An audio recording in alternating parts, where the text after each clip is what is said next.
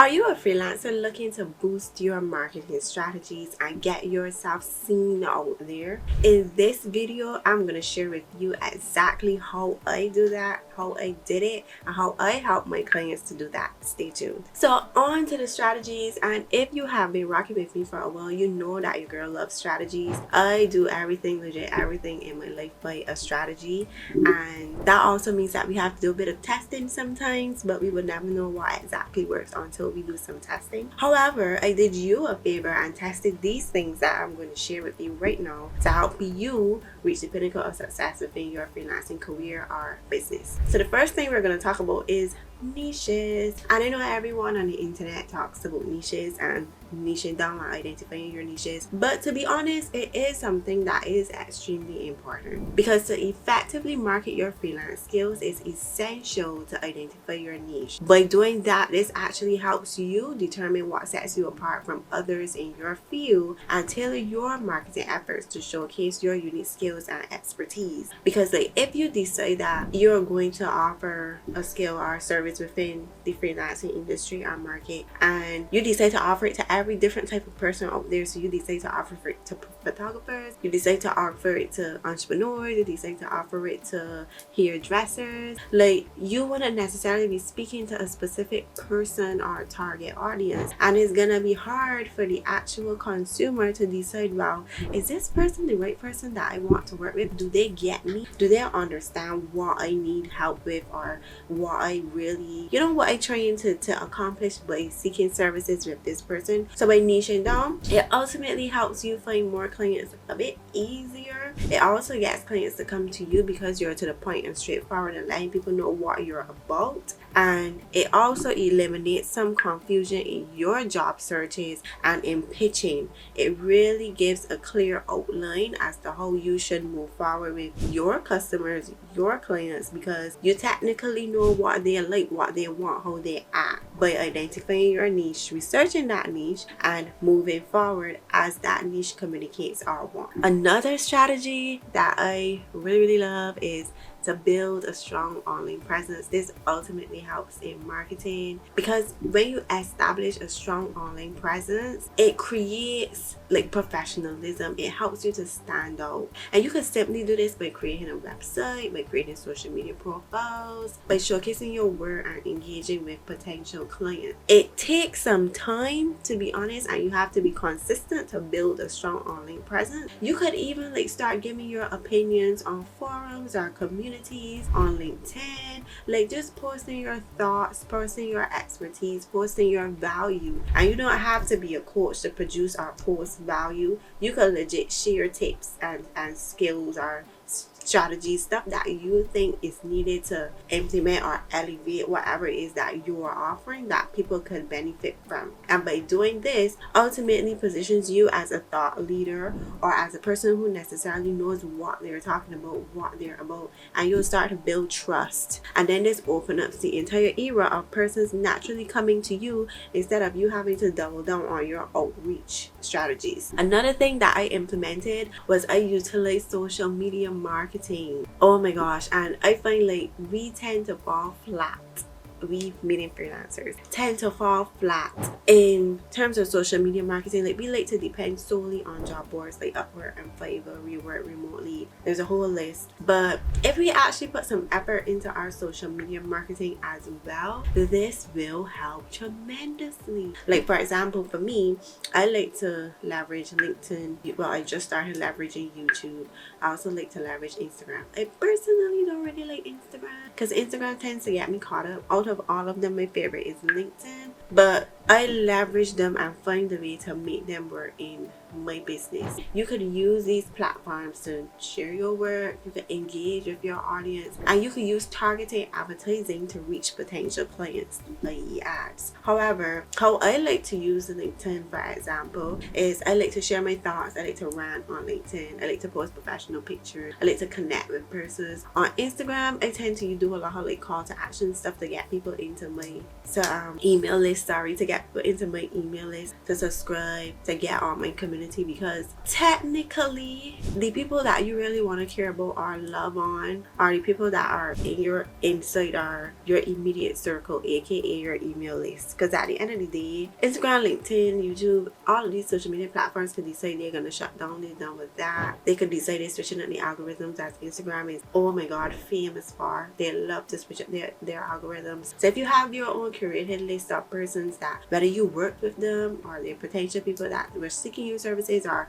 asked you questions or were interested or something within what you are offering, keeping a record of those persons and being able to reach them or contact them off of a social media platform is a huge win. So you can use social media to get some leads and leverage those leads, continue to nurture them, and eventually get those persons to book or purchase your services. I mentioned this other strategy a bit just now, but networking and collaborating. Networking is so important, whether online or in person. You should be reaching out to people, getting to know people. You don't necessarily have to want something from them, but just being friendly, just being a listener, giving yourself a chance to share your expertise and authority within your niche and what you have to offer. You never know, and this is a good way that you could form professional friendships. Like, just get yourself out there, because if you form relationships with great people or great like-minded people, eventually they're going to refer you to other people from just building that relationship with you. You know, sometimes you will come out in a conversation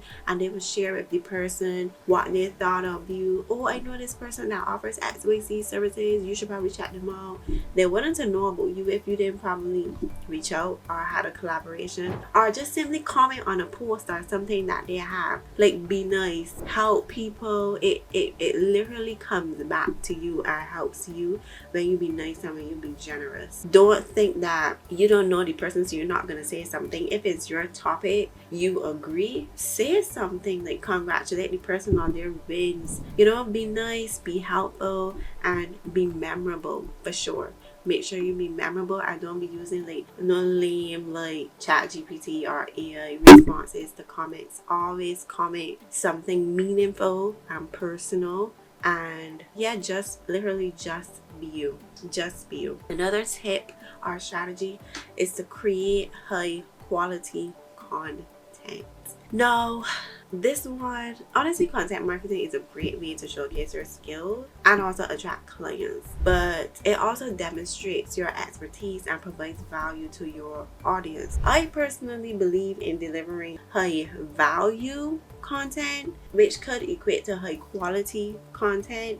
And the reason why I love to say high value content is because when you deliver value, potential client or customer, the value is more recognized and remembered than if you offer someone something that they could literally just take from off of the internet. So I always encourage my clients to think of something that if you were at the starting line in whatever service that you're offering, you're in your consumer's mind and you're thinking what they want, what they need, their issues, all that stuff. What is something like a game changer, something that if you as your client had received would be like, oh my god, this is so amazing, I would definitely work with this person. This actually helped me before I actually emptied my pockets and paid you. Stuff like that honestly helps person to scale faster, to be much more memorable, and to also get repeat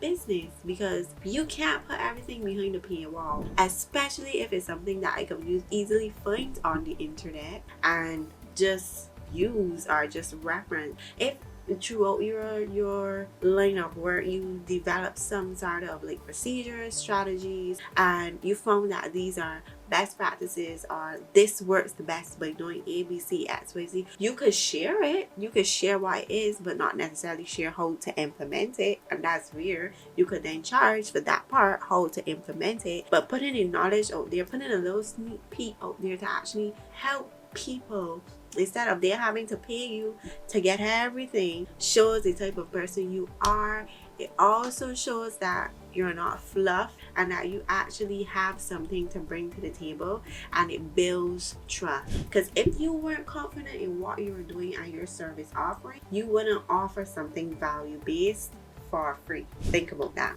Another thing that I did as well that I found was really helpful was I offered free resources. Yes, free resources. Honestly, a lot of people tell me that I give away or I give too much for free.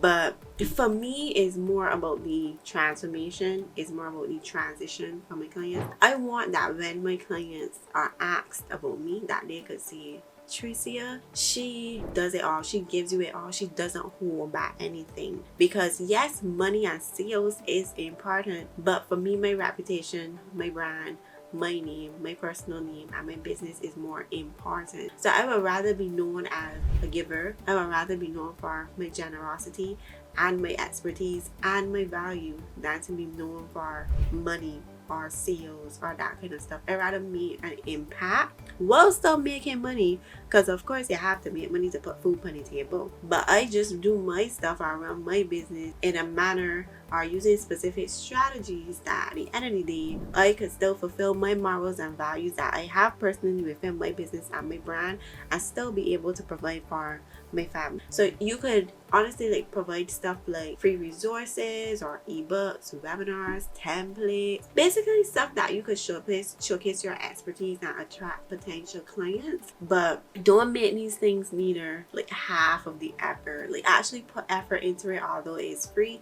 because people judge you for your free stuff. Like don't give me something for free that I could have gone and searched for. I want something that I could tell that you took some time to put together and curate for me to view, that's actually going to be beneficial for me. So think about that when making your lead magnets, your resources, and when making any guides of any kind. And that it.